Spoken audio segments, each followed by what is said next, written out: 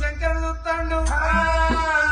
మరి ఏనాడు ఒక గగనాల మీదున్న భగవంతుడు ఏమనుకున్నాడు?